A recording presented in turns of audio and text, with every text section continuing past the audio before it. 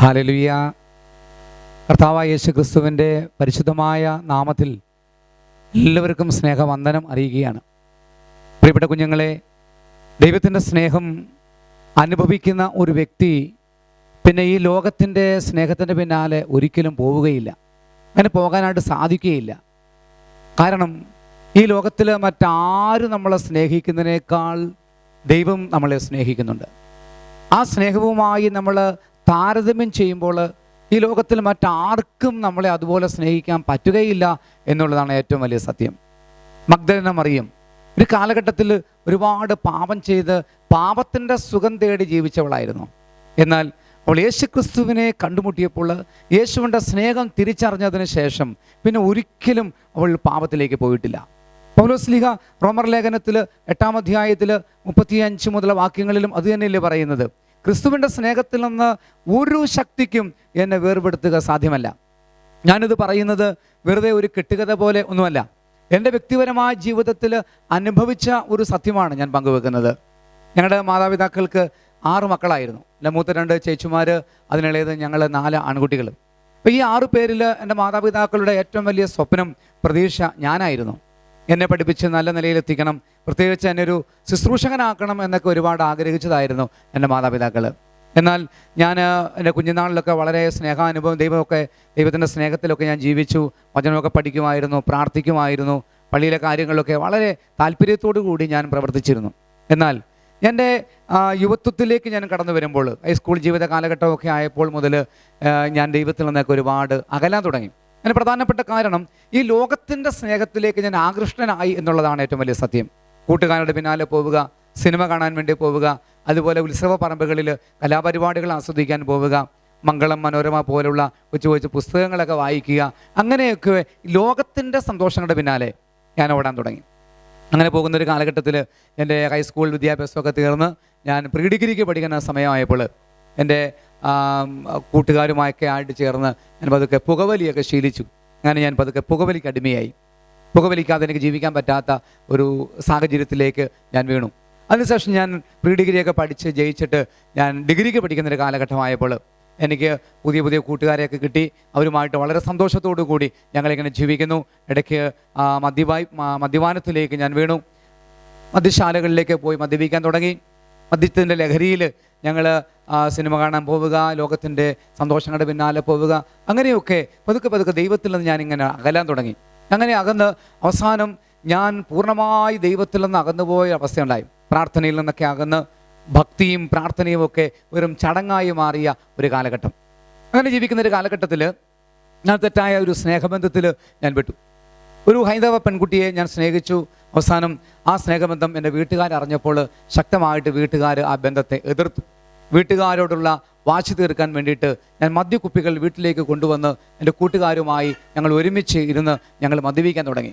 അങ്ങനെ മദ്യത്തിൻ്റെ ലഹരിയിൽ കൂട്ടുകാരുമായിട്ട് റോഡിലൊക്കെ ഇറങ്ങി ഞങ്ങൾ പ്രശ്നങ്ങൾ ഉണ്ടാക്കുക, നാട്ടുകാരുമായിട്ട് എന്തെങ്കിലുമൊക്കെ വഴക്കുണ്ടാക്കുക, അങ്ങനെയൊക്കെ അങ്ങോട്ട് പോയി. അവസാനം ഈ സംഭവം ഇങ്ങനെ വീട്ടിലറിഞ്ഞു. വീട്ടുകാർക്ക് വളരെ വിഷമമായി. അവർ എനിക്ക് വേണ്ടി ഒത്തിരിയേറെ പ്രാർത്ഥിക്കാൻ തുടങ്ങി. അവരെ എന്നെ ഉപദേശിക്കാൻ തുടങ്ങി. ആ ഉപദേശങ്ങളൊന്നും എന്നെ സ്വാധീനിക്കുന്നില്ലായിരുന്നു. ഞാൻ വാശി പിടിച്ചു പറഞ്ഞു, ഞാൻ സ്നേഹിക്കുന്ന പെൺകുട്ടിയെ എനിക്ക് വിവാഹം ചെയ്യണം എന്നൊക്കെ പറഞ്ഞു. വീട്ടുകാർ അതിനെയൊക്കെ എതിർത്തു. അങ്ങനെ ആ എതിർപ്പ് വകവയ്ക്കാതെ ഞാൻ സ്നേഹബന്ധത്തിൽ തന്നെ തുടരുകയായിരുന്നു. അവസാനം എൻ്റെ വീട്ടുകാർ എനിക്ക് വേണ്ടി കണ്ണുനീരോടുകൂടി പ്രാർത്ഥിക്കാൻ തുടങ്ങി. അവരുടെ പ്രാർത്ഥന ദൈവസന്നിധിയിലെത്തിയപ്പോൾ കർത്താവ് എന്നെ വിശുദ്ധീകരിക്കാൻ വേണ്ടിയിട്ട് ദൈവം ആഗ്രഹിച്ചു. ദൈവം എങ്ങനെയാണ് നമ്മളെ വിശുദ്ധീകരിക്കുന്നത്? എസെക്കിയേൽ പ്രവാചകൻ്റെ പുസ്തകത്തിൽ 24-ാം അധ്യായം 13-14 വാക്യങ്ങളിൽ നമ്മളിങ്ങനെ വായിക്കുന്നുണ്ട്.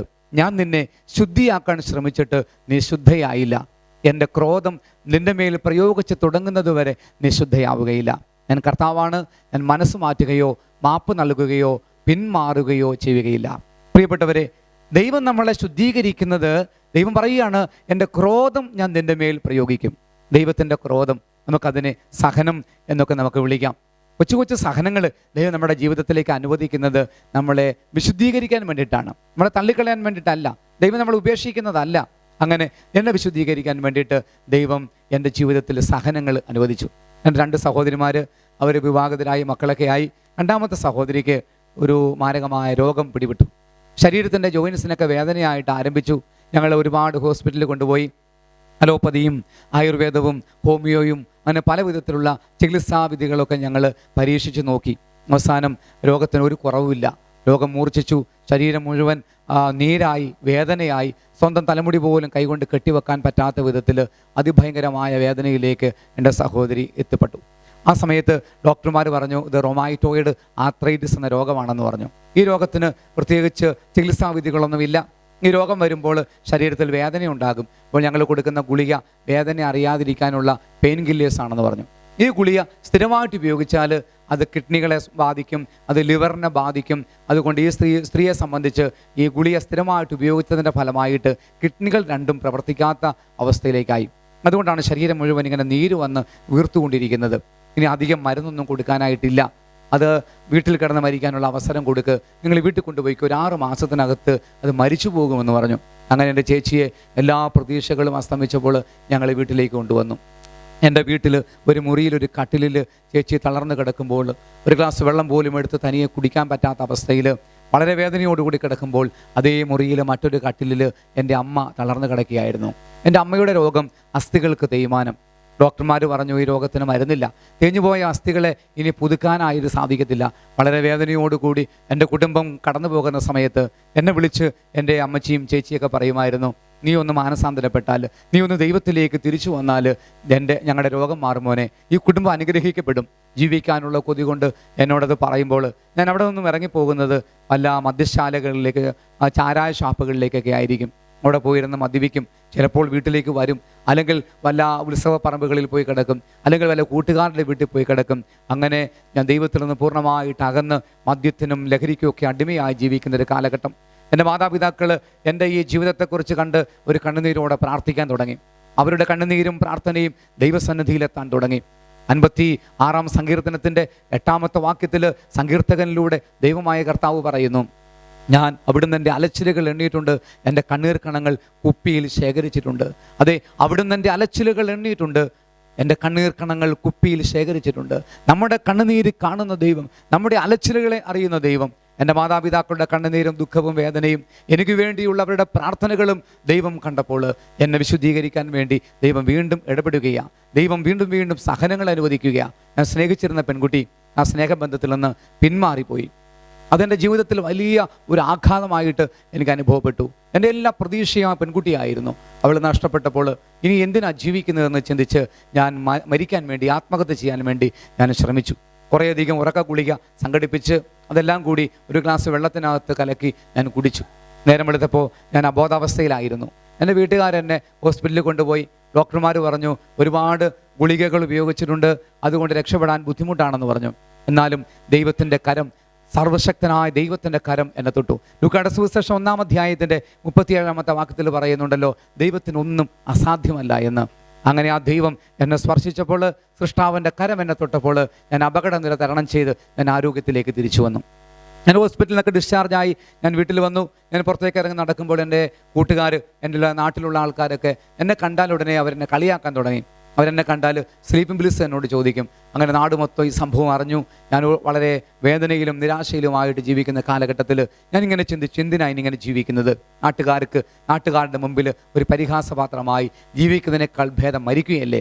മരിക്കാൻ വേണ്ടി ഏറ്റവും നല്ല വിഷം, പോയിസൺ തേടി നടക്കുന്ന സമയത്ത് ഞാനപ്പോൾ അറിയുന്നു, മെർക്കുറി എന്ന് പറയുന്ന ഒരു കെമിക്കല് ഏതെങ്കിലും മരത്തിൻ്റെ തൈത്തടിയിൽ ദ്വാരമുണ്ടാക്കി ആ ദ്വാരത്തിനുള്ളിലേക്ക് മെർക്കുറി അല്ലെങ്കിൽ രസം കടത്തി വെച്ചാൽ മരങ്ങൾ ഉണങ്ങിപ്പോകും. മരങ്ങളെപ്പോലെ ഉണക്കുവാൻ ശക്തിയുള്ള മെർക്കുറി 2.5 cc സിറിഞ്ചിൻ്റെ ഉള്ളിലേക്ക് നിറച്ചിട്ട് ഞാൻ എൻ്റെ ശരീരത്തിൻ്റെ 3 ഭാഗത്ത് ഞാൻ ഞരമ്പിനുള്ളിലേക്ക്, വെയിനുള്ളിലേക്ക് ഇഞ്ചെക്റ്റ് ചെയ്തു. ശാസ്ത്രം പോലും പഠിപ്പിക്കുന്നത് മെർക്കുറി ശരീരത്തിലേക്ക് കയറിയാൽ 24 മണിക്കൂറിനുള്ളിൽ മരിച്ചു പോകുമെന്നാണ്. മരിക്കാൻ വേണ്ടി ഞാനിങ്ങനെ കാത്തു കിടക്കുന്നു. മാസം 3.5 ആയി ഞാൻ മരിക്കുന്നില്ല. അവസാനം എനിക്ക് തന്നെ നിരാശയായി, ദുഃഖമായി. ഞാൻ മെർക്കുറി കുത്തിവെച്ച ഭാഗത്ത് മാംസം മുകളിലേക്ക് വളർന്നു വരാൻ തുടങ്ങി. ഇത് കണ്ട വീട്ടുകാർ എന്നെ ഹോസ്പിറ്റലിലേക്ക് കൊണ്ടുപോയി. ഡോക്ടർമാർ എന്നോട് ചോദിച്ചു എന്താ സംഭവിച്ചത്? ഞാൻ പറഞ്ഞു എനിക്കൊന്നും അറിയില്ല എന്നൊക്കെ പറഞ്ഞപ്പോൾ അവർ സംശയിച്ചു ഇത് ക്യാൻസർ ആണെന്ന്. ക്യാൻസർ ആണോ എന്ന് സ്ഥിരീകരിക്കണമെങ്കിൽ ബയോപ്സി ടെസ്റ്റ് ചെയ്യണം. ആ ഭാഗം ഓപ്പറേഷൻ ചെയ്ത് അവിടുന്ന് മാംസം എടുത്ത് അത് ലാബിൽ അയച്ച് ടെസ്റ്റ് ചെയ്യണം. അങ്ങനെ എന്നെ ഹോസ്പിറ്റലിൽ അഡ്മിറ്റ് ചെയ്തു. കൊട്ടിയം ഹോളി ക്രോസ് ഹോസ്പിറ്റലിൽ എന്നെ അഡ്മിറ്റ് ചെയ്തു. എൻ്റെ ഓപ്പറേഷൻ ഡേറ്റൊക്കെ ഫിക്സ് ചെയ്തു. അവിടെ നിന്ന് തിയേറ്ററിലേക്ക് കൊണ്ടുപോയി എൻ്റെ ബയോപ്സിക്ക് വേണ്ടി എൻ്റെ ഓപ്പറേഷൻ നടന്നു. അവിടുന്ന് മാംസം എടുക്കാൻ വേണ്ടി അവർ ഓപ്പറേഷൻ ചെയ്യുമ്പോൾ ഞരമ്പിനുള്ളിൽ നിന്ന് മെർക്കുറി പെട്ടെന്ന് പുറത്തേക്ക് ചാടുന്നു. അത് ഡോക്ടർമാർ ടെസ്റ്റ് ട്യൂബിലേക്ക് എടുത്തു. ടെസ്റ്റ് ചെയ്ത് നോക്കി, മെർക്കുറിയാണെന്ന് മനസ്സിലായി. ഉടനെ അടുത്ത ഭാഗം ഓപ്പറേറ്റ് ചെയ്തു. അവിടുന്ന് മെർക്കുറി കണ്ടെടുത്തു. അങ്ങനെ ഞാൻ 23 ദിവസത്തോളം ഞാൻ ആ ഹോസ്പിറ്റലിൽ കിടന്നു. എൻ്റെ മുറിവുകളൊക്കെ വ്രണമായി മാറി. സ്റ്റിച്ച് ചെയ്ത ഭാഗമെല്ലാം സ്റ്റിച്ചെല്ലാം അങ്ങോട്ട് പൊട്ടി, അത് വ്രണം പോലെയൊക്കെ ആയി. കുറേ ദിവസം അങ്ങനെ ഹോസ്പിറ്റലിൽ കിടന്നപ്പോൾ ഡോക്ടർ പറഞ്ഞു, വീട്ടിൽ പോയി ഡ്രസ്സ് ചെയ്താൽ മതി, വീട്ടിലേക്ക് പോയിക്കൊള്ളാൻ പറഞ്ഞു. അങ്ങനെ എന്നെ വീട്ടിലേക്ക് ഡിസ്ചാർജ് ചെയ്ത് പറഞ്ഞു വിട്ടു. ഞാൻ എൻ്റെ വീട്ടിൽ വന്ന് ഈ മുറിവൊക്കെ വച്ച് കെട്ടി ഞാൻ പുറത്തേക്കൊക്കെ ഇറങ്ങി നടക്കുമ്പോൾ എൻ്റെ നാട്ടുകാർ എന്നെ കണ്ടാലുടനെ സ്ലീപ്പിംഗ് പിൽസ് ഉണ്ടോ എന്നൊക്കെ ചോദിച്ചിരുന്ന എൻ്റെ കൂട്ടുകാർ അവരെന്നെ കണ്ടാലുടനെ ഓടി വന്ന് ചോദിക്കും, വർഗീസെ മെർക്കുറി ഇരിപ്പുണ്ടോ എന്നൊക്കെ ചോദിക്കാൻ തുടങ്ങി. പലരും എന്നെ കളിയാക്കാൻ തുടങ്ങി. മെർക്കുറി വർഗീസ് എന്നൊക്കെ വിളിച്ച് പലരും എന്നെ കളിയാക്കാൻ തുടങ്ങിയപ്പോൾ എനിക്കൊത്തിരി വിഷമമായി. ആ നാട്ടിൽ ജീവിക്കാൻ എനിക്ക് വളരെ ബുദ്ധിമുട്ടായി. ഞാൻ ചിന്തിച്ചു, എന്തിനാ ഇങ്ങനെ ജീവിക്കുന്നത്? എവിടെയെങ്കിലും പോയി മരിക്കാം. വേണമെങ്കിൽ എനിക്ക് കെട്ടുതൂങ്ങി മരിക്കാമായിരുന്നു, വിഷം കുടിച്ച് മരിക്കാമായിരുന്നു, ട്രെയിനടി തലവെച്ച് മരിക്കാമായിരുന്നു. അപ്പോൾ അങ്ങനെയൊക്കെ ഞാൻ മരിച്ചാൽ അത് നാട്ടുകാരറിയും ആത്മഹത്യയാണെന്ന്. അതെൻ്റെ കുടുംബത്തിന് ഒരു അപമാനമായി മാറും. അപ്പോൾ ഞാനിങ്ങനെ ചിന്തിച്ചത്, എൻ്റെ ജീവിതം എന്തായാലും തകർന്നു പോയി, എൻ്റെ കുടുംബത്തിന് ഒരു അപമാനം ഉണ്ടാകാതെ ഒരു സ്വാഭാവിക മരണമായി മാറണം. നാട്ടുകാരങ്ങനെ വേണം കരുതാൻ. ആ രീതിയാണ് ഞാൻ സ്വീകരിച്ചത്. അവിടെയൊക്കെ ഞാൻ പരാജയപ്പെട്ടപ്പോൾ എൻ്റെ മനസ്സിൽ മറ്റൊരു ചിന്ത പിശാച് തന്നു, നാട് വിട്ടെങ്ങോട്ടെങ്കിലും പോവുക. ഡൽഹിയിലോ ബോംബെയിലോ കൽക്കട്ടയിലോ അങ്ങനെയൊക്കെ പോയിട്ട് ചില കത്തുകൾ വീട്ടിലേക്ക് അയക്കാം, ഫ്രം അഡ്രസ്സ് ഒന്നും കൃത്യമായിട്ട് വയ്ക്കാതെ. അതിനുശേഷം യാതൊരു അഡ്രസ്സും ഇല്ലാതെ എവിടെയെങ്കിലും കിടന്ന് മരിക്കുക. ആ ഒരു ചിന്തയോടുകൂടി ഞാൻ ഒരു ദിവസം രാത്രിയിൽ ഒരു കത്ത് കുറിച്ച് മേശപ്പുറത്ത് വെച്ചിട്ട് ഞാൻ വീട് വിട്ടുപോയി. ഞാൻ എവിടെയെങ്കിലും ഇപ്പോൾ ജീവിച്ചു കൊള്ളാമെന്നൊക്കെ ആ കത്തിനകത്ത് പറഞ്ഞിരുന്നു. അങ്ങനെ വീട് വിട്ടു പോയ ഞാൻ മദ്രാസിലെത്തി. അവിടെ വെച്ച് പല പ്രാവശ്യം ഞാൻ ആത്മഹത്യക്ക് വേണ്ടി ഞാൻ ശ്രമിച്ചു. അവിടെയൊക്കെ പരാജയപ്പെട്ടു. അങ്ങനെ പരാജയപ്പെട്ട് നിരാശയോടുകൂടിയിരിക്കുന്ന സമയത്ത് പെട്ടെന്ന് കേരളത്തിലേക്ക് തിരിച്ചു വരാനൊരു സാഹചര്യം ദൈവമായിട്ട് ഒരുക്കി. അങ്ങനെ ഞാൻ 1992 ഞാൻ കേരളത്തിലേക്ക് എത്തുന്നു. തിരിച്ചെൻ്റെ വീട്ടിലേക്ക് ഞാൻ എത്തുന്നു. എൻ്റെ വീട്ടുകാരൻ വീണ്ടും ഉപദേശിക്കാൻ തുടങ്ങി. പല വ്യക്തികളെ കൊണ്ട് ഉപദേശിപ്പിക്കാൻ തുടങ്ങി. യാതൊരു മാറ്റവുമില്ല. പക്ഷേ അതിനേക്കാൾ കഷ്ടമായിട്ട് ഞാനങ്ങനെ ജീവിക്കുകയാണ്. എങ്കിലും ഒരു പ്രാർത്ഥന അവസാനിപ്പിച്ചില്ല. കണ്ണുനീരോടുകൂടി സഹനങ്ങളും ദുഃഖങ്ങളും വേദനകളും ദൈവത്തിൻ്റെ കരങ്ങളിലേക്ക് സമർപ്പിച്ച് അവരെനിക്ക് വേണ്ടി പ്രാർത്ഥിക്കാൻ തുടങ്ങി. നാളുകൾ കടന്നുപോയി. 92 നവംബർ മാസമായപ്പോൾ എൻ്റെ വീട്ടിൽ നിന്ന് ഒരു 10 കിലോമീറ്റർ അകലെയുള്ള ഒരു കത്തോലിക്ക ദേവാലയത്തിൻ്റെ മുറ്റത്ത് വെച്ച് ഡിവൈൻ ധ്യാന കേന്ദ്രത്തിലെ കുര്യാക്കോസ് പുന്നോലച്ചൻ നയിക്കുന്ന വലിയൊരു ബൈബിൾ കൺവെൻഷൻ, ആ കൺവെൻഷന് വേണ്ടിയിട്ട് എൻ്റെ വീട്ടുകാരനെ ഒരുപാട് നിർബന്ധിച്ചു. അവസാനം വീട്ടുകാരുടെ നിർബന്ധത്തിന് വശമതനായിട്ട് ഞാൻ കൺവെൻഷൻ്റെ ആദ്യ ദിവസം വീട്ടുകാരെ ബോധ്യപ്പെടുത്താൻ വേണ്ടി മാത്രം ഞാൻ അവിടെ ഒന്ന് കടന്നു ചെന്നു. കോരിച്ചെരിയുന്ന പേമാരി, പന്തലെല്ലാം ചോർന്നൊലിക്കുന്നു. ആൾക്കാർ കുടയും പിടിച്ചാണ് പന്തലിൽ നിൽക്കുന്നത്. ദൂരെയുള്ള സ്കൂളിൻ്റെ വരാന്തകളിലും ക്ലാസ് മുറികളിലുമൊക്കെ ജനങ്ങൾ വചനം കേൾക്കാൻ വേണ്ടി അവിടെ ഇരിക്കുന്നു. ഞാനും ദൂരെയുള്ളൊരു സ്കൂളിൻ്റെ വരാന്തയിൽ പോയി നിന്ന് ഇവിടെ എന്താ നടക്കുന്നതെന്നറിയാൻ വേണ്ടി ഒരു കാഴ്ചക്കാരനെ പോലെ ഞാൻ അവിടെ നിൽക്കുകയാണ്. അവിടെ പാട്ടും സ്തുതിപ്പും പ്രാർത്ഥനയൊക്കെ നടക്കുന്നുണ്ട്. ഇടയ്ക്ക് വചനമൊക്കെ പറയുന്നുണ്ട്. എനിക്ക് അതൊന്നും അങ്ങോട്ട് താല്പര്യം തോന്നുന്നില്ല. ഈ കരങ്ങൾ ഉയർത്തിയുള്ള പ്രാർത്ഥനയും സ്വരം ഉയർത്തിയുള്ള സ്തുതിപ്പും ഒന്നും എനിക്ക് ഇഷ്ടപ്പെടുന്നില്ല. അങ്ങനെ ഉച്ചവരെ ഞാൻ അവിടെ നിന്നിട്ട് ഒരു സിനിമയ്ക്ക് പോകാമെന്ന് കരുതി ഞാൻ അവിടെ നിന്ന് ഇറങ്ങി നടന്നു. ഞാൻ നടന്ന് മെയിൻ എൻട്രൻസിൻ്റെ ഭാഗത്ത് വരുമ്പോൾ ഒരു അനൗൺസ്മെൻറ്റ് ഞാൻ അവിടെ കേട്ടു. ഇപ്പോൾ ഇവിടെ ലഘുഭക്ഷണം വിതരണം ചെയ്യും, 4 പീസ് ബ്രെഡും ചൂടുവെള്ളവും നിങ്ങൾക്ക് ഇവിടെ തരുമെന്ന് പറഞ്ഞു. ഞാൻ കരുതി ആ ലഘുഭക്ഷണം കൂടി കഴിച്ചിട്ട് പോയാൽ മതി. അങ്ങനെ ഞാൻ തിരിച്ച് നടന്ന് ഞാൻ നിന്ന് അതേ സ്ഥലത്ത് വന്ന് നിന്നു. അവിടെ ബ്രെഡും വെള്ളവും ഒക്കെ വിതരണം ചെയ്യാൻ തുടങ്ങി. എനിക്കും കിട്ടി 4 പീസ് ബ്രെഡും ഒരു ഗ്ലാസ് വെള്ളവും. ഭക്ഷിക്കാൻ തുടങ്ങുമ്പോൾ അച്ഛൻ വിളിച്ചു പറഞ്ഞു, ഗായക സംഘക്കാർ ഇവിടെ പാട്ടുപാടും, ഇവിടെ പാടുന്ന പാട്ടുകളൊക്കെ ദൈവിക സന്ദേശങ്ങളാണെന്നൊക്കെ പറഞ്ഞു. ശ്രദ്ധയോടുകൂടി ഒരു പാട്ട് കേൾക്കാം എന്നുള്ള ചിന്തയോടുകൂടി ഞാൻ അവിടെ നിൽക്കുമ്പോൾ പെട്ടെന്ന് അവരവിടെ പാടിയത് സാധാരണ ഞാൻ ഒരുപാട് കേൾക്കാറുള്ള എനിക്കൊത്തിരി പരിചയമുള്ളൊരു പാട്ടായിരുന്നു. ആകാശമേ കേൾക്കുക, ഭൂമിയെ ചെവിതരിക, ഞാൻ മക്കളെ പോറ്റി വളർത്തി അവരെന്നോട് മത്സരിക്കുന്നു എന്നുള്ള പാട്ട്. യെശയ്യാ പ്രവാചകന്റെ പുസ്തകത്തിൻ്റെ 1-ാം അധ്യായം 2 മുതലുള്ള വചനമായിരുന്നു ആ പാട്ട്. ആ പാട്ട് പല പ്രാവശ്യം കേട്ടിട്ടുള്ളതാണെങ്കിൽ പോലും അന്ന് അവിടെ കേട്ടപ്പോൾ ഞാൻ അറിയാതെ എൻ്റെ ചിന്ത ആ പാട്ടിൻ്റെ വരികളിലേക്ക് ഇങ്ങോട്ട് ഇഴുകിച്ചേരാൻ തുടങ്ങി. ഞാൻ അറിയാതെ ആ പാട്ടിൻ്റെ ഓരോ വാക്കുകളും എൻ്റെ ബുദ്ധിയിൽ ചിന്തയിൽ തുളച്ചു കയറുന്ന അനുഭവം. ഇവിടെ ആരാണാവോ കരയുന്നത്? ആകാശമേ ഭൂമിയെന്ന് വിളിച്ചുകൊണ്ട് തുടർന്നുള്ള വരികൾ കേട്ടപ്പോൾ എനിക്ക് മനസ്സിലായി, ഞാൻ മക്കളെ പോറ്റി വളർത്തി അവരെന്നോട് മത്സരിക്കുന്നു എന്ന് പറഞ്ഞുകൊണ്ട് ദൈവമാണ് കരയുന്നത്. ദൈവം എന്തിനാണ് കരയുന്നത്? അടുത്ത വരികൾ കേട്ടപ്പോൾ എനിക്ക് മനസ്സിലായി, അകൃത്യ ഭാരം ചുമക്കുന്ന ജനം, ദുഷ്പ്രവർത്തിക്കാരുടെ സന്തതികൾ, വഷളായി ജീവിക്കുന്നവർ ദൈവമാരെന്നറിയുന്നില്ല.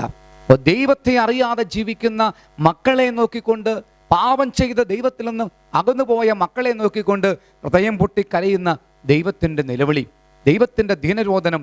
എനിക്കൊരു കാര്യം ബോധ്യമായി, ദൈവമാണ് കരയുന്നത്. പെട്ടെന്ന് ആരോ എന്നോടിങ്ങനെ ചോദിക്കുന്നത് പോലെ, ഒരു അശരീരി പോലെ ഞാൻ കേൾക്കുക, നിന്റെ ദൈവം കരയുന്നതിൻ്റെ കാരണക്കാരൻ നീ കൂടിയല്ലേ? പ്രിയപ്പെട്ട കുഞ്ഞുങ്ങളെ, ആ സമയത്ത് പെട്ടെന്ന് പിതാവായ ദൈവത്തിൻ്റെ മുഖം എൻ്റെ കൺമുമ്പിൽ ഒരു 2 സെക്കൻഡോളം സമയം മാത്രം ഞാനൊന്ന് കണ്ടു. ചുവന്ന് കലങ്ങിയ കണ്ണുകൾ, ചുവന്ന് തുടുത്ത കവിളുകളിലൂടെ കണ്ണുനീർ ഒലിച്ചിറങ്ങുന്ന പിതാവായ ദൈവത്തിൻ്റെ മുഖം, എന്നെ മാത്രം നോക്കുന്ന കരയുന്ന ദൈവത്തിൻ്റെ മുഖം. ആ മുഖം കണ്ടപ്പോൾ പെട്ടെന്ന് ശരീരം മുഴുവൻ വിറയ്ക്കാൻ തുടങ്ങി, ശരീരം മൊത്തം വിയർക്കാൻ തുടങ്ങി.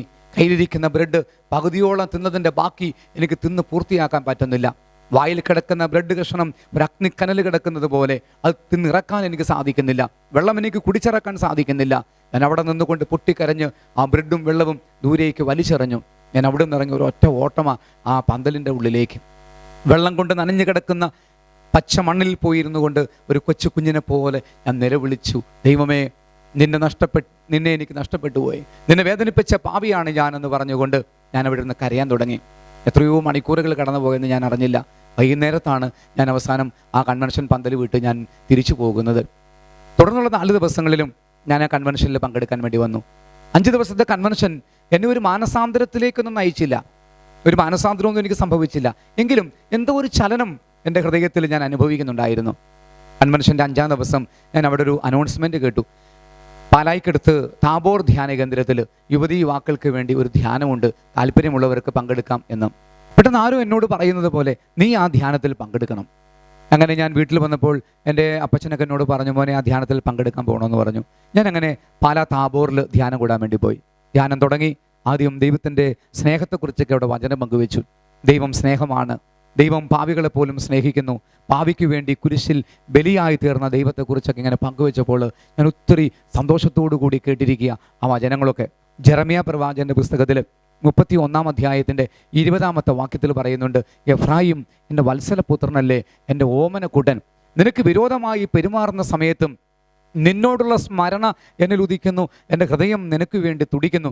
പാപം ചെയ്ത എഫ്രായിമിനെ പേര് ചൊല്ലി വിളിച്ചുകൊണ്ട് ഞാൻ നിന്നെ സ്നേഹിക്കുന്നു എന്ന് പറയുന്ന ദൈവത്തിൻ്റെ സ്നേഹം. ഞാൻ വളരെ സന്തോഷത്തോടു കൂടി ആ വചനമൊക്കെ കേട്ടുകൊണ്ടിരിക്കുമ്പോൾ അടുത്ത ക്ലാസ്, യേശുവാണ് ഏകരക്ഷകൻ. കർത്താവായ യേശുവിൽ വിശ്വസിക്കുക, നീ നിന്റെ കുടുംബവും രക്ഷ പ്രാപിക്കും. നീ രോഗിയാണോ? യേശുവിൻ്റെ കരങ്ങളിൽ സൗഖ്യമുണ്ട്. നീ പാപിയാണോ? നിന്റെ പാപങ്ങൾക്ക് വേണ്ടിയാണ് യേശുക്രിസ്തു കുരിശിൽ ബലിയായി തീർന്ന് അവൻ്റെ രക്തത്താൽ നിന്നെ വീണ്ടെടുത്തത് എന്ന്. യേശുക്രിസ്തു നമ്മുടെ രക്ഷകനാണെന്നുള്ള ആ വലിയ ബോധ്യം ക്ലാസ്സിലൂടെ കിട്ടിയപ്പോൾ എന്നെ അത് വീണ്ടും ഒത്തിരി സന്തോഷിപ്പിച്ചു. അതിനുശേഷം അടുത്ത ദിവസത്തെ ക്ലാസ് ഇങ്ങനെയായിരുന്നു, ഈ സ്നേഹവും ഈ രക്ഷയും ഒക്കെ നമ്മൾ അനുഭവിക്കുവാൻ നമ്മളെ തടസ്സപ്പെടുത്തുന്നത് നമ്മുടെ പാപമാണ്.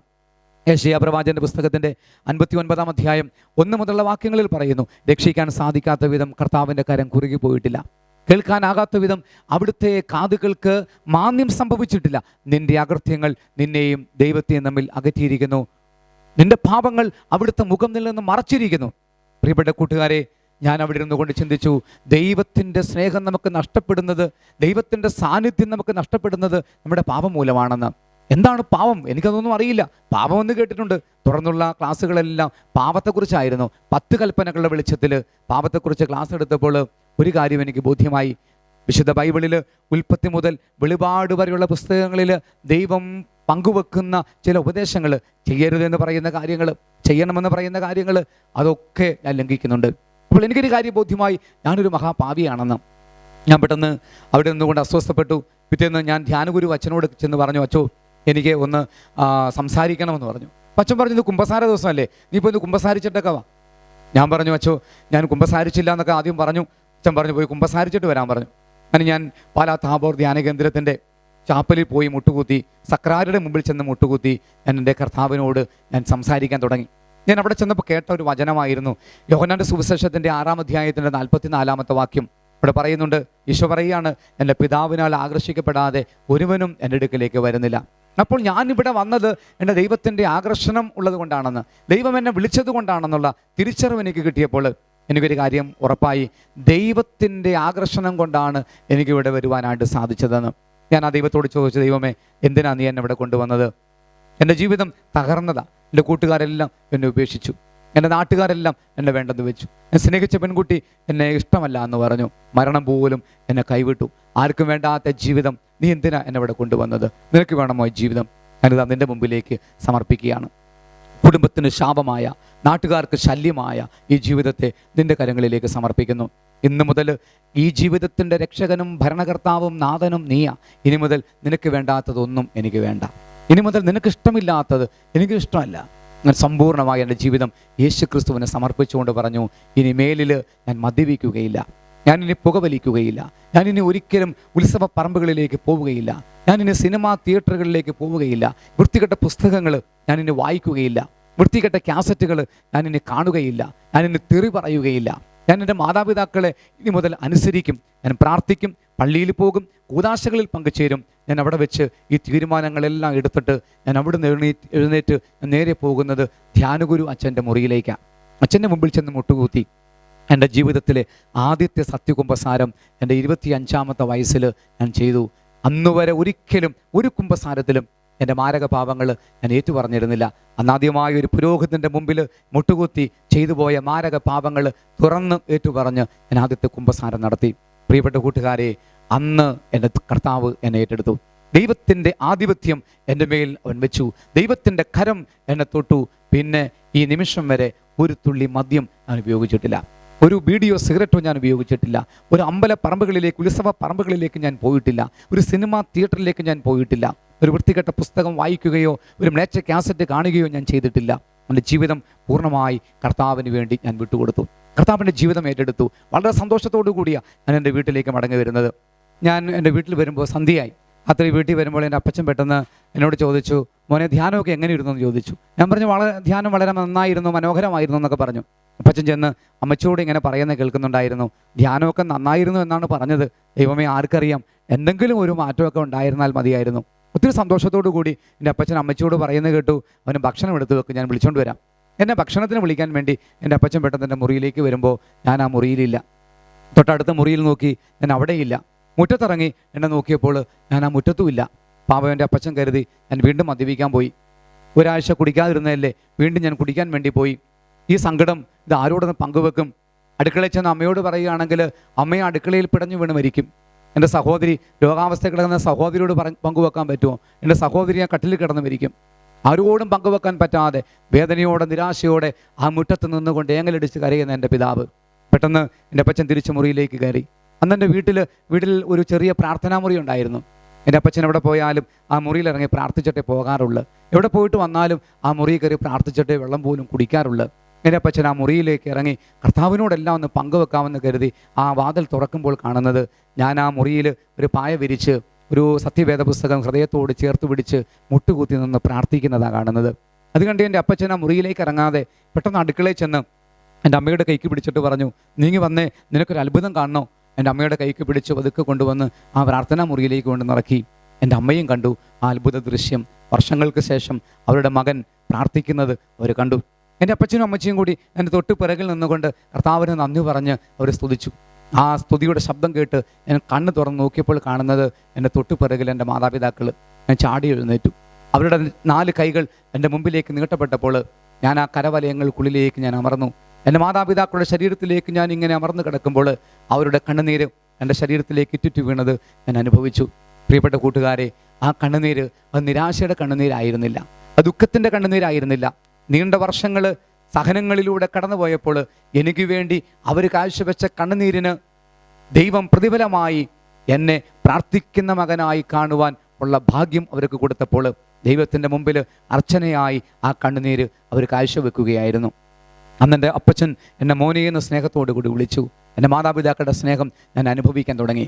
പിന്നീട് എൻ്റെ മാതാപിതാക്കൾ എന്നെ മദ്യപിക്കുന്നവനായിട്ട് കണ്ടിട്ടില്ല, പുകവലിക്കുന്നവനായിട്ട് കണ്ടിട്ടില്ല, സിനിമ കാണാൻ വേണ്ടി തിയേറ്ററിലേക്ക് ഓടുന്നവനായി കണ്ടിട്ടില്ല. അവരുടെ മകൻ വചനപ്രഘോഷണ വേദികളിൽ നിന്നുകൊണ്ട് അനുഭവ സാക്ഷ്യം പങ്കുവെക്കുന്നത് കേൾക്കാൻ, വചനം പങ്കുവെക്കുന്നത് കേൾക്കാൻ അവർക്ക് ഭാഗ്യം ലഭിച്ചു. ഷാലോൺ ടെലിവിഷനിലൂടെയൊക്കെ ഞാൻ ചെയ്ത പ്രസംഗങ്ങൾ ധാരാളമായിട്ട് കേൾക്കാനുള്ള ഭാഗ്യം കർത്താവ് അവർക്ക് കൊടുത്തു. അങ്ങനെ എൻ്റെ കുടുംബത്തിൽ എൻ്റെ മാതാപിതാക്കൾക്ക് ഞാൻ ഒത്തിരിയേറെ സ്നേഹം പങ്കുവെക്കുന്ന മകനായി മാറി. ഇന്ന് എൻ്റെ ജീവിതം പൂർണ്ണമായി ഞാൻ യേശുക്രിസ്തുവിന് വേണ്ടി മാറ്റിവെച്ചു. കർത്താവിൻ്റെ ശുശ്രൂഷയ്ക്ക് വേണ്ടി എൻ്റെ ജീവിതം മാറ്റിവെച്ചു. അതോടെ എൻ്റെ ജീവിതം മുഴുവൻ കർത്താവ് ഏറ്റെടുക്കുകയാണ്. അപ്പോസ്തല പ്രവർത്തനങ്ങൾ 16:31 പറയുന്നുണ്ട്, കർത്താവായ യേശുവിൽ വിശ്വസിക്കുക, നീ നിൻ്റെ കുടുംബവും രക്ഷ പ്രാപിക്കും. പ്രിയപ്പെട്ട കുഞ്ഞുങ്ങളെ, എൻ്റെ കുടുംബത്തിൻ്റെ ചിത്രം ഞാനൊന്ന് പങ്കുവെച്ചല്ലോ. 6 മാസത്തിനകത്ത് മരിച്ചു പോകുമെന്ന് ഡോക്ടർമാർ വിധി കൽപ്പിച്ച് മരണത്തോട് മല്ലടിച്ച് കിടക്കുന്ന എൻ്റെ സഹോദരി, ഒരിക്കലും ചികിത്സയില്ലാത്ത വിധം അസ്ഥിയുടെ തേയ്മാനം രോഗം പിടിപെട്ട് തളർന്നു കിടക്കുന്ന എൻ്റെ അമ്മ, നമ്മുടെ കർത്താവുണ്ടല്ലോ, അവൻ വാക്കുമാറാത്തവനാ, അവൻ അസാധ്യമായിട്ടൊന്നുമില്ല. അവൻ എൻ്റെ കുടുംബത്തിലേക്ക് കടന്നു വന്നു, എൻ്റെ സഹോദരിയെ സുഖപ്പെടുത്തി. എൻ്റെ സഹോദരി ഇന്നും ജീവിച്ചിരിക്കുന്നു. ഒരു കുടുംബത്തിൻ്റെ ജോലികൾ ചെയ്യാനുള്ള ആരോഗ്യം ദൈവം കൊടുത്തു. എൻ്റെ അമ്മ നടക്കാൻ തുടങ്ങി. ഞങ്ങൾ ഒരുമിച്ച് പള്ളിയിലേക്ക് പോകാൻ തുടങ്ങി. ഞങ്ങൾ ഒരുമിച്ച് പ്രാർത്ഥനാ കൂട്ടായ്മകളിലേക്ക് പോകാൻ തുടങ്ങി. അങ്ങനെ എൻ്റെ കുടുംബത്തിൽ കർത്താവിൻ്റെ അത്ഭുതങ്ങൾ അങ്ങനെ വാരിക്കോരി കർത്താവ് ചൊരിയാൻ തുടങ്ങി. ജീവിതം മുഴുവൻ കർത്താവിന് കൊടുത്തപ്പോൾ അവൻ എൻ്റെ ജീവിതം മൊത്തം ഏറ്റെടുത്തു. നിങ്ങളുടെ ആവശ്യങ്ങൾ നിങ്ങൾ പറയുന്നതിന് മുമ്പ് ഞാൻ അറിയുന്നു എന്ന് പറഞ്ഞ കർത്താവ് എൻ്റെ ആവശ്യങ്ങളെല്ലാം എനിക്ക് നിറവേറ്റി തന്നു. 1992 ഞാൻ ജീവിതം കർത്താവിന് സമർപ്പിച്ചെങ്കിൽ 1994 ഡിവൈൻ ധ്യാന കേന്ദ്രത്തിൽ ധ്യാനം കൂടാൻ വേണ്ടി പോയ എൻ്റെ മൂത്ത സഹോദരൻ അവിടെ സ്റ്റേജിൽ പാട്ടുപാടുന്ന ഒരു പെൺകുട്ടിയെ കണ്ട് പരിചയപ്പെട്ട് അവസാനം അവളോട് ചോദിച്ചു, എൻ്റെ അനുജന് വേണ്ടി ഞാൻ നിന്നെ കല്യാണം ആലോചിക്കട്ടെ എന്ന്. അവൾ പറഞ്ഞു, ഇവിടുത്തെ അച്ഛന്മാരാ എൻ്റെ കാര്യങ്ങളൊക്കെ തീരുമാനിക്കുന്നത് എന്ന്. ചേട്ടൻ അച്ഛന്മാരുമായിട്ടൊക്കെ സംസാരിച്ചു. ആ പ്രപ്പോസൽ അച്ഛന്മാർക്ക് ഇഷ്ടപ്പെട്ടു. അങ്ങനെ പെട്ടെന്ന് തന്നെ ഞങ്ങളുടെ കല്യാണത്തിൻ്റെ കാര്യങ്ങൾ ക്രമീകരിക്കപ്പെട്ടു. 94 ഓഗസ്റ്റ് മാസം 25-ാം തീയതി എൻ്റെ മാനസാന്തരം നടന്ന പള്ളിയിൽ വെച്ച് ഞങ്ങളുടെ വിവാഹം ആശീർവദിക്കപ്പെട്ടു. ഹല്ലേലൂയ. അതിനുശേഷം അടുത്ത വർഷം 95 അതേ ദേവാലയത്തിൽ ഞാൻ വചനം പ്രസംഗിച്ചുകൊണ്ട് നിൽക്കുമ്പോൾ കുട്ടിയം ഹോളി ക്രോസ് ഹോസ്പിറ്റലിലെ ലേബർ റൂമിൽ എൻ്റെ ഭാര്യ ഞങ്ങളുടെ കുഞ്ഞിനെ പ്രസവിച്ചു. കർത്താവ് ഞങ്ങൾക്കൊരു മകളെ തന്നു. അവൾ ഇപ്പോൾ BSc നഴ്സിങ്ങിന് വേണ്ടി പഠിക്കുന്നു. അതിനുശേഷം കർത്താവ് ഒരു മകനെ തന്നു. അവനിപ്പോൾ 6ാം സ്റ്റാൻഡേർഡിൽ പഠിക്കുന്നു. പിന്നീട് വീണ്ടും ഒരു മകളെ തന്നു. അവൾ 4ാം സ്റ്റാൻഡേർഡിൽ പഠിക്കുന്നു. അങ്ങനെ കർത്താവ് ഞങ്ങൾക്ക് മക്കളെ തന്നു. സന്തോഷത്തോടു കൂടി എൻ്റെ ജീവിത പങ്കാളി ശുശ്രൂഷയിൽ സഹായിക്കുന്നു. അതുകൊണ്ട് എൻ്റെ ശുശ്രൂഷ ജീവിതത്തിൽ ഒരു തടസ്സമില്ലാത്ത വിധത്തിൽ ഇന്ന് മുമ്പോട്ട് പോകുവാനായിട്ട് ഞങ്ങൾക്കിന്ന് സാധിക്കുന്നു. ജീവിതത്തിലെല്ലാം ഒരുക്കുന്ന കർത്താവ്, അത്ഭുതകരമായി ജീവിതത്തെ നയിക്കുന്ന കർത്താവ്. പ്രിയപ്പെട്ട കൂട്ടുകാരെ, എൻ്റെ ഹൃദയത്തെ സ്പർശിച്ച ഒരു വചനമായിരുന്നു ജെറമ്യാ 31:20. എഫ്രായിം എൻ്റെ വത്സല പുത്രനല്ലേ എന്നുള്ള ആ വചനം ഞാൻ ഒത്തിരി ആഗ്രഹിച്ചു അത് ഗാനമാക്കാൻ. പക്ഷെ എനിക്ക് ഗാനങ്ങൾ രചിക്കാനൊന്നും അറിയില്ല, എനിക്കുള്ള പരിശീലനമൊന്നും കിട്ടിയിട്ടുമില്ല. എങ്കിലും ഞാൻ ദൈവത്തിൽ ആശ്രയിച്ച് ഇങ്ങനെ ആഗ്രഹിച്ചിരുന്നപ്പോൾ ഒരിക്കൽ ഞാൻ ബൈബിൾ ധ്യാനിച്ചുകൊണ്ടിരിക്കുമ്പോൾ എൻ്റെ മനസ്സിലൂടെ കടന്നു വന്ന ചില വരികൾ ഞാനൊരു നോട്ടീസ് പേപ്പറിൻ്റെ പുറത്തേക്ക് കുറിച്ചിട്ടു. ഞാനത് ഞങ്ങളുടെ കൂടെ ടീമിൽ അന്ന് പാട്ട് പാടിക്കൊണ്ടിരുന്ന പീറ്റർ ചേരാനെല്ലൂർ എന്ന സഹോദരൻ്റെ കയ്യിലേക്ക് അത് എടുത്ത് കൊടുത്തു. അദ്ദേഹം അതിന് പ്രാർത്ഥിച്ചുകൊണ്ട് സംഗീതം നൽകിയപ്പോൾ എഫ്രായിം നീ എൻ്റെ വത്സലപുത്രൻ എന്നുള്ള ഗാനം പിറവിയെടുത്തു.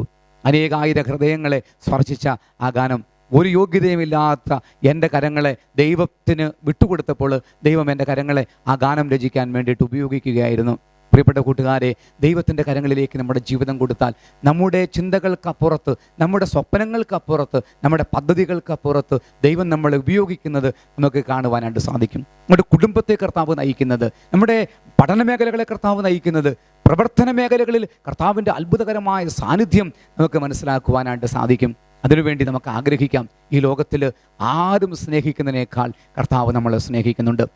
എത്ര വലിയ പാപിയാണെങ്കിലും കർത്താവിനോട് ഒന്ന് പങ്കുവെച്ചാൽ മതി, കർത്താവെ ഞാൻ പാപിയാണെന്ന്, നിന്റെ സ്നേഹം കൊണ്ട് എന്നെ നിറയ്ക്കണമേ എന്ന് ഒന്ന് പങ്കുവെച്ച് ആ പാപജീവിതത്തെ ഒന്ന് ഉപേക്ഷിക്കാൻ തീരുമാനമെടുക്കുമെങ്കിൽ, യേശു ക്രിസ്തുവിനെ രക്ഷകനായി നാഥനായി ഹൃദയത്തിലേക്ക് സ്വീകരിക്കാൻ തീരുമാനമെടുക്കുമെങ്കിൽ ഉറപ്പാണ് നമ്മുടെ ജീവിതം അനുഗ്രഹിക്കപ്പെടും. നമുക്കതിനു വേണ്ടി ഒന്ന് ആഗ്രഹിക്കാം. ഒരു നിമിഷം നമുക്കൊന്ന് പ്രാർത്ഥിച്ചാലോ? ആ 2 കരങ്ങളും ഹൃദയത്തോടൊന്ന് ചേർത്ത് വെച്ച് ഒന്ന് കണ്ണടച്ച് എൻ്റെ പ്രിയപ്പെട്ട കൂട്ടുകാരെ ഒരു നിമിഷം ഒന്ന് പ്രാർത്ഥിക്കാമോ? കർത്താവായ യേശുവേ, എൻ്റെ ജീവിതത്തിൻ്റെ രക്ഷകനായി നാഥനായി ഞാൻ അങ്ങയെ സ്വീകരിക്കുന്നു. അങ്ങയുടെ ജീവിതത്തിലേക്ക് വരണമേ. ഇന്നുവരെയും എനിക്ക് അങ്ങയെ നഷ്ടപ്പെട്ടു പോയി. ഞാൻ അങ്ങയെ മറന്ന് ലോകത്തിൻ്റെ സ്നേഹത്തിൻ്റെ പിന്നാലെ, ലോകം വച്ചു നീട്ടിയ സന്തോഷങ്ങളുടെ പിന്നാലെ ഞാൻ പരക്കം പാഞ്ഞു. അതെല്ലാം എന്നെ നശിപ്പിക്കുന്നതായിരുന്നു, എനിക്ക് സ്നേഹം തരുന്നതായിരുന്നില്ല. ഇന്ന് ഞാൻ മനസ്സിലാക്കുന്നു, യഥാർത്ഥമായ സ്നേഹം അങ്ങയിൽ മാത്രമാണെന്ന്. അങ്ങേക്ക് വേണ്ടി എൻ്റെ ജീവിതം ഞാൻ തരുന്നു കർത്താവേ. അവിടുന്ന് തന്നെ ഏറ്റെടുക്കണമേ, അവിടുന്ന് തന്നെ അനുഗ്രഹിക്കണമേ. ഈ നിമിഷം മുതൽ ഞാൻ പൂർണ്ണമായിട്ട് യേശുവിൻ്റേത് മാത്രമായിരിക്കും തീരുമാനമെടുക്കുന്നു. മരണം വരെ ആ വിശുദ്ധിയിൽ ജീവിക്കാൻ എന്നെ സഹായിക്കണമേ. നിത്യം പിതാവിൻ്റെയും പുത്രൻ്റെയും പരിശുദ്ധാത്മാവിൻ്റെയും നാമത്തിൽ ആമേൻ, ആമേൻ, ഹല്ലേലൂയ.